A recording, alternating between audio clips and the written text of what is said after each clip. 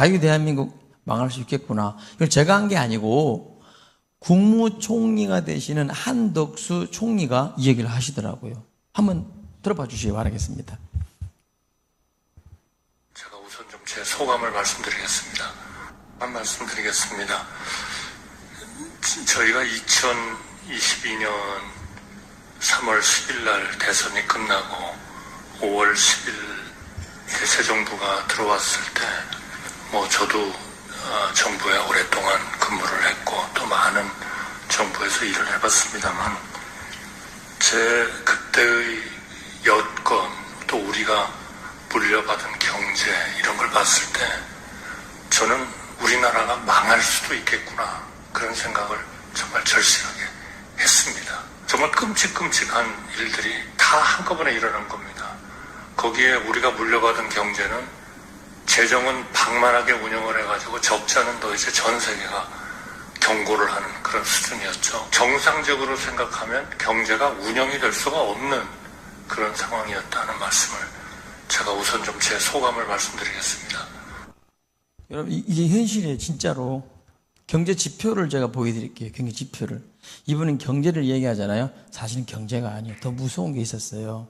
그래서 육군 장성으로 병가는 항공이고 우주 항공 작전 사령관 또 최종 보직으로 퇴역한 여성 장군이 있어요. 우리나라 여성 중에 그것도 전투병이 전투병. 그냥 행정이 아니고요. 직접 남성과 함께 훈련을 제대로 똑같이 받으면서 전투병, 그것도 707. 대한민국 최고의 부대 707 특수임무대대 팀장으로 하셨던 여성이 그런 강선영 그런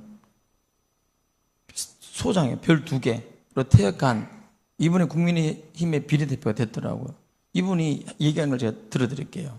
뭐라고 말씀하시는지 한번 들어주시기 바라겠습니다. 4개월 동안 할 수 있었나? 그런 생각을 했습니다. 저는 군대 생활하면서 7분의 대통령을 보셨습니다. 김대중 대통령도 계셨고 문재인 대통령도 계시고 그분들이 계실 때 대한민국의 군이 얼마나 사기가 떨어지고 흔들렸는지 대한민국의 국군은 북한을 주적이라고 인정하는 가운데 필요한 존재 그것에 대해서 흔들게 하는 정권은 저는 옳지 않다고 생각합니다. 예, 이분이 31년 7개월을 군 복무하면서 느꼈던 불안한 감정들 7분의 대통령을 모시면서 그때 실질적으로 군대에서 있었던 일들을 얘기하고 있는 겁니다. 우리 국민들은 관심이 없죠. 그냥 먹고 사는 데만. 따라합시다. 먹고 다 죽는다. 먹고 죽는데 우리 후손들을 위해서 살아야 되지 않겠습니까? 그런데 먹고 다 죽는데 먹고 영원히 사는 것처럼 행동해요. 정말 우리나라가 위험했었어요. 왜 위험한지 잠깐만 말해드릴게요. 전직 미 국무부 장관 전 세계는 미국이 움직여요. 미국의 캐스퍼 와인버그 장관 기억나시죠? 그가 쓴 The Next War라는 그런 책이 있습니다. 거기서 우리 한반도를 예측했어요. 뭐라고? 이분인데 뭐라고 예측했냐? 대한민국에는 어떻게 종말이 올 것인가? 내전이 일어날 것이다. 만약 대한민국이 멸망한다면 간첩과 주사파의 공작에 의한 내전에 의해서 일어날 것이다. 뭐라고요? 공작. 끊임없이 공작. 실수가 아니에요. 끊임없는 레파토리를 만들어서 한 공작에 의해서 내전이 일어날 것이다. 저도 그렇게 생각해요. 우리는 6.25를 겪었죠, 내견을. 그렇지 않습니까? 그 정도가 아니죠. 얼마 전에 트럼프 국무장관 했던 또 이 CIA 국장이에요. 그러니까 모든 전 세계 정보를 아는 이런 폼페이오라는 사람이 얘기했습니다. 지금 이 상태로 간다면 대한민국, 다음 전쟁은 대한민국이다. 이분들은 지금 세계 통도는 이렇게 한국을 그렇게 보고 있습니다. 그도 그렇듯이 여러 가지 이유가 있어요. 신영복이라는 사람이 있습니다. 저도 어릴 때 이걸 훈련받았고 학교에서도 훈련받았는데 난 매우 좋은 분이라고 선배들이 가르쳐 주시더라고요. 난 좋은 사람인 줄 알았습니다. 그분이 쓴 책을 읽으면서도 저는 머리도 굉장히 좋게 생각했어요. 이분 대단한 분이구나. 정말 대한민국을 생각하는 분이시구나 라고 저도 그렇게 생각했었습니다. 한때. 근데 알고 보니까 그게 아닌 거죠. 대한민국 전복을 꿈꾸던 통일혁명당 사건, 나이 드신 분들은 아실 거예요. 1968년 8월 24일 158명이 검거되었고 50명이 구속되었어요. 이들은 4차례나 김일성과 면담 후에 결성한 혁신정당이 있어요. 통일혁명당 위장해가지고 거기서 반정부, 반미 데모, 반 정부 운동을 전개했던 사람들입니다. 실제 이게 간첩 사건이에요. 그 내용들이, 주고받은 내용들이 나옵니다. 특히 보면 1964년 3월 10일 역사적인 날이 밝아오고 있었다. 약속 장소에서 와서 보니 이미 김진락, 이문규 동지가 와 있었다. 신영복 누구요? 신영복 동지가 들어오면서 분위기는 전보다 훨씬 고조됐다. 그러면 저는 모셨습니다. 민족의 태양 누구요? 김일성 장군께서 교시하신 뭐라고요? 이게 좀 정보 다 잡힌 거 그대로 읽어드리는 거예요. 교시하신 주체당 창건 방침을 만들고 그 사이 동지들께서 필사의 노력으로 분투하신 결과 오늘로서 우리는 통일 무슨 당? 예, 통일혁명당 창당준비위원회 결성을 보게 되었습니다. 어디까지나 우리 당이 민족의 태양 김일성 장군의 혁명 사상을 구현하기, 그들의 목표예요, 목표. 이한 한국 혁명의 정의당인 만큼 당원과 각계 애국 민중을 뭐라고요? 하나의 혁명 전선으로 결속할 것이라는 정치 활동의 목표로부터 출발해 우리 당 기간지를 혁명 전선이라고 하면 어떤가라고 생각합니다. 우리들은 이 힘 있는 정치 선전 수단으로 보다 많은 김일성주의자들을 어떻게 육성하고, 그 학생들 보습하잖아요. 각 노동자들을 보습하고 각계 각층 애국 민중을 하나의 혁명 전선, 통일혁명의 깃발 아래 강고하게 결집시키도록 합시다. 통일혁명당 기간지 혁명 전선, 그들이 쓴 내용입니다. 누가 주최하죠? 주최자들 중에 신영복이나 신영복. 통일혁명당은 이 지도 이념을 명확히 내걸었어요. 노동계급의 전위당임을 자처했어요. 통일혁명당의 지도 이념은 주체사상, 김일성이에요. 주체사상이며 최고의 목적을 사회주의, 공산주의 건설에 두고 있습니다. 당 강령은 당면의 최고 목표는 뭐라고요? 민주주의 혁명 수행, 부패한 반봉건적 사회 제도를 일소하고, 즉 우리 자유민주주의를 어떻게 해요? 일소하고 없애버리고 민주주의 제도 수립, 그게 조선인민민주주의 사회공화국을 얘기하는 겁니다. 민족 재통일을 성취로 규정한다. 이게 뭐죠? 혁명. 그러면 저와 여러분은 다 죽어야 되는 거예요. 특히 기독교인들은 이해되시죠? 이거 제가 한 게 아니라 그들의 목표라니까요. 그래서 구체적인 목표로는 첫째, 미제국주의 식민지 지배 철폐와 자주적 민주정권의 수립. 그러니까 미국도 물러간다, 미국은. 여러분, 미국 진짜 물러가면 어떻게 되는지 아십니까? 대한민국? 우리가 지금 한반도 역사사상 이렇게 평화롭게, 이렇게 잘 먹고 잘 사는 떡이 있었습니까? 솔직히요, 자유민주주의 동맹국들 미국 덕분입니다. 솔직한 얘기로. 그걸 부정하는 사람 손 들어보십시오. 그 지금 바보예요, 그 사람. 두 번째, 파쇼 독재 체제 일소와, 그러니까 우리 자유민주주의 체제, 이 정권 체제를 파쇼 정권, 사회민주주의로 구현한다. 그냥 구현됩니까? 죽여야 되지. 셋째, 민주적 토지개혁과 농어촌 빈곤에서 여러분이 지금 토지개혁이 덜 됐나요? 자기 열심히 해서 돈 벌어서 사면 내 것 되는 거예요. 북한이 내 것 돼요? 중공이 자기 것 돼요? 여러분 지금 정신 차려야 돼요. 아직도 이런 사람입니다. 아직도 지금 대한민국에. 그것도 대한민국에서 제일 공부 잘하는 서울대 제일 똑똑한 사람도 이러고 있어요 지금. 그 다음에 네 번째 뭐예요? 네 번째, 주요 산업의 국유화. 이게 뭡니까? 빼앗아가지고 열심히 남 돈 벌어가지고 기업 생긴 것을 빼앗아서 나눠 먹는다. 나눠 먹으면 한 번 먹고 끝나요. 근데 어떻게 되죠? 계속 하게 되면 계속 잘 먹고 잘 할 수 있지 않습니까? 최고의 복지는 일자리. 이해되십니까? 연봉 1억씩 받는 돈 많이 버는 곳에 끊임없이 계속 죽을 때까지, 죽고 난 후에도 연금 받고, 그게 최고 복지예요. 한번 다 털어 마셔버리고 그 돈도 우리가 쓴 것도 아니야. 다섯째, 민주적 노동 법령의 실시와 노동자의 사회 경제적 처지 개선. 여러분, 노동자가 요즘요 무서운 시대입니다. 지금 저도 노동운동을 해봤지만 진짜 무서운 세대입니다. 여성의 권위 보장과 사회적 지위 향상. 지금 어떤 여자분이 답답해가지고 외치는 걸 제가 영상 한번 보여주려다가 시간이 없어서 그냥 왔는데요. 반도체, 한국 특히 삼성 반도체 없어지는 거예요. 그들의 목표가 뭐죠? 노동자 목표가. 증거를 댈게요. 반도체 공장을 멈추는 게 자기들의 목적이라는 거예요. 멈추는 게 그들의 목적이에요. 살려야지.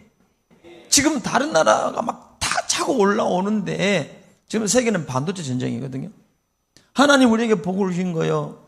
한국, 대만, 일본이 거의 세계 수출하잖아요. 우리나라는 얼마나 복을 주셨습니까?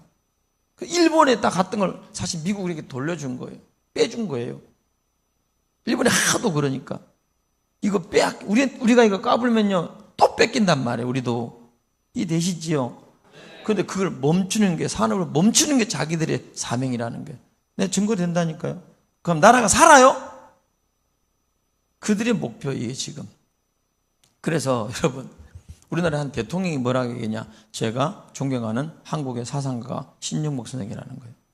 지금 이거는 선생은 민족혁명당 이렇게 해서 우리 대한민국 자유민주주의를 전복시키겠다 한 사람인 거예요.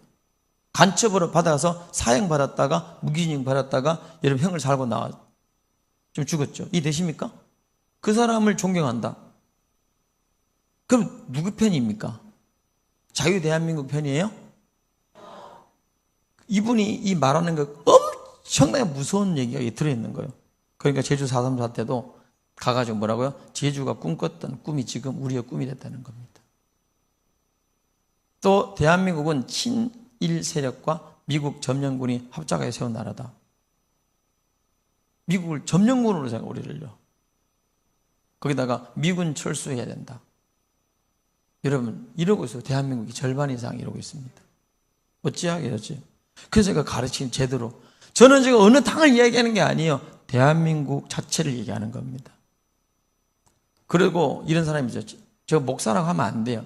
저 사람은 김정은 부인 이설주와 사진을 찍고 오래전부터 교제를 가지고 보십시오.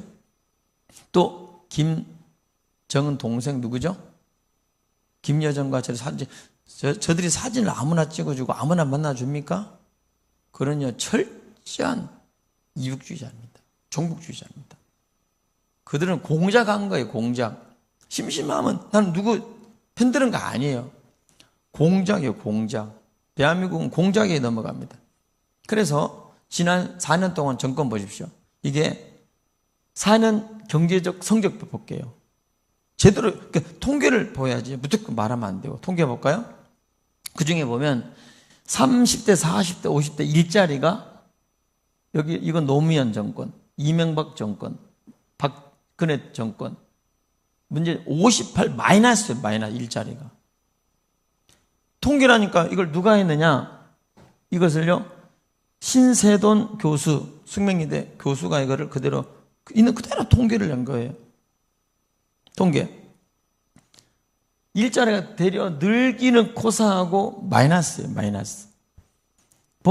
사실상 실업자 증감, 실업자가 이렇게 2배, 3, 40, 3배까지 넘어가요. 실업자들이. 돈은 어떻게 하냐? 그럼 어떻게 생활하냐? 양극화. 그들이 그렇게 진보가 양극화가 없애겠다. 양극화가 어떻게 되죠? 노무현, 이명박, 박근혜. 몇 배로 더 늘어나요. 양극화가. 뿐만 아니라 4년 재정 총 지출을 보면 727조, 1306조, 1760조. 이해되십니까? 460조를요 더 써버렸어. 그 돈을 어디서 구합니까? 또 국세 수입은 얼마나 세금 뜯었는지 보십시오.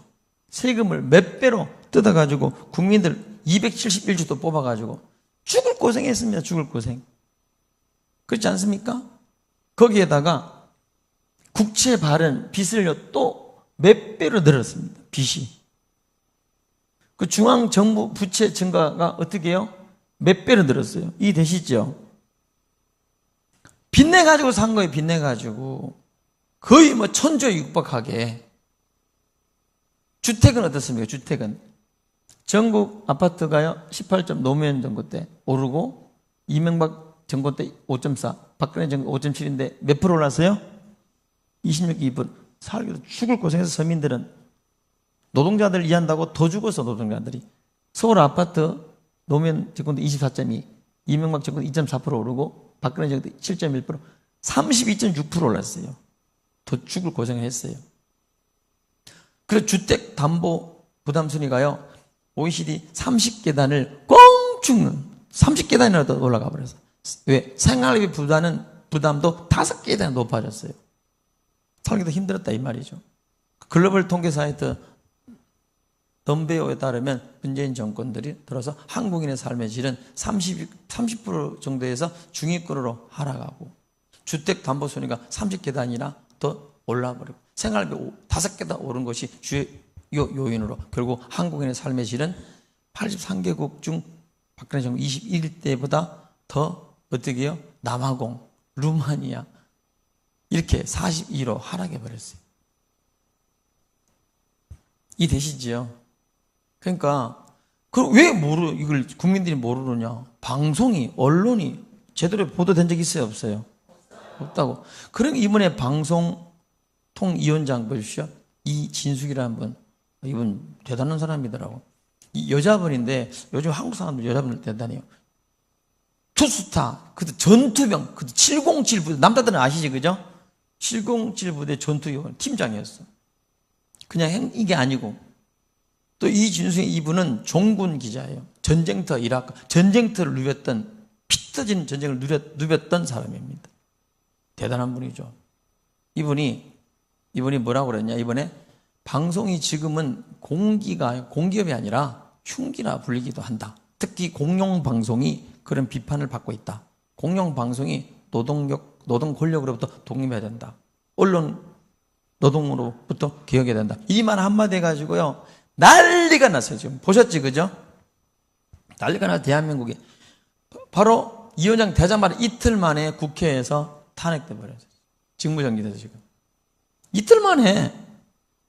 그 사람 일하기도 전에, 그 전에 두 사람도 나갔어. 또 그래서 그들이 원하는 사람 세우기 전에 언론이 그렇게 중요하거든요. 이게 막고 있어요. 아니 이제 이 위원장 받자마자 이틀 만에 탄핵, 직무정지. 그래 188명 중에 산성 186명 나고 이러고 있습니다 지금. 이게 대한민국의 현실이에요. 그러니까 한덕수 총리님이 뭐라고요? 대한민국이 총기적으로 나는 망하는 줄 알았다. 저도 그랬습니다. 저도. 그래서 우리는 목숨 걸고 우리 한국교회 대한민국 지키려고 애를 썼던 것입니다. 그래서 무턱대고 한 게 아니고 지금 이런 일이 대한민국에 버젓하게 심심하면 탄핵이 일어나고 그렇습니다. 저는 지금 어느 편을 드는 게 아니에요. 지금 대한민국의 근본을 이야기하는 거예요. 근본을. 왜 진짜를 알아야 돼요. 대한민국을 움직이는 다 지금 부정선거 다 지금 대한민국 내 얘기 보고 있는데요. 아니에요. 진짜 무서운 세력은 작전 세력은 중국이에요. 중국. 나 이걸 계속 얘기하고 있지 않습니까? 여기에 눈을 돌려야 돼요. 제주도 땅 중국인들이 보유 현황이 늘어나는 거 보십시오. 푸이타이라고 그럽니다. 즉 자산이 중국에서 17억이면 엄청, 우리도 17억 크지, 그죠? 중국은 우리 돈 여기다 몇 배를 더 둬야 돼, 몇 배를. 그 엄청난 부자가 그렇게 많아요. 그래서 제주도 부동산 투자로 뭘 얻어요? FT 비자를 얻어내는 거예요. FT 비자가 얼마나 무서운지 아십니까, 여러분? 그래서 이번에 부재자 투표한다 그러잖아요. 나는 그 말 듣자마자 기절할 뻔했어요. 난 도대체 믿을 사람이 국민의힘도 없고 더불어 어느도 없어. 정신 차려야 돼요. 사전투표보다 더 무서운 게 난 부재자 투표를 얘기하는 거예요. 부재자 투표 기억나시죠? 사전투표 2014년에 바뀌었잖아요. 다시 또 부재자로 간대. 그게 아니지. 대만처럼 그냥 그날 해서 그날 바로 투표하면 되잖아요. 왜 그러냐고. 전자개표기 들고 막 설치고. 부재자 투표. 여러분, 부재자 투표는 이렇게 중국인들이 5억만, 대한민국 5억만 이상 투자하자. 땅 같은 거 투자하잖아. 집을 사잖아요.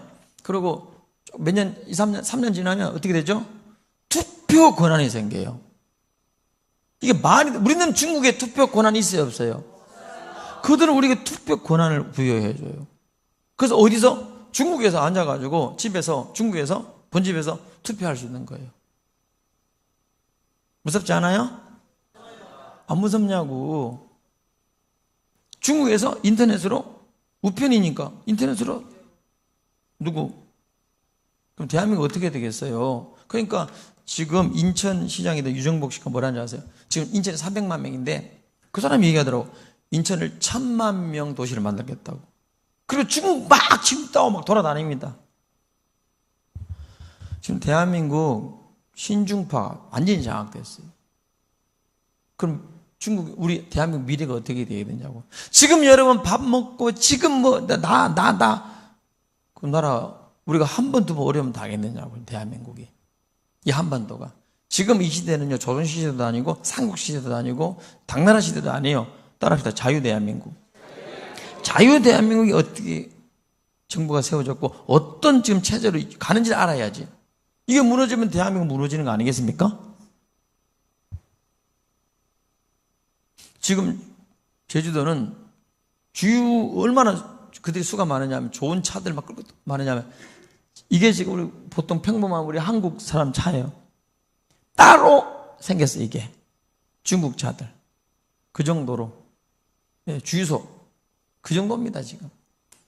부동산 투자 이민자 해가지고 5억 이상을 투자하면 국내 거주하면 FTA 비자를 주고 5년이 지나면 영주권을 5를 허용해서 2018년부터 한시적으로 시행하는 거예요. 중국 가서 여러분 투표를 하는 거예요. 그래서 중국 학생들이 엄청나게 밀려와요. 제주도에. 제주도 국제학교가 유행하죠. 비싸. 4,300만 원, 5,200만 원. 우리는 얼마예요? 이건 학비만. 우리는 먹여주고 재워주고 공부시켜주고 똑바로 잡아주고 신앙교육 해주고 사람 만들어주고 그죠? 기도해주고 배드민턴 쳐주고 근데 허리 아파가지고 허리 다쳐가지고 지금 그래서 치료하면 가져야 돼.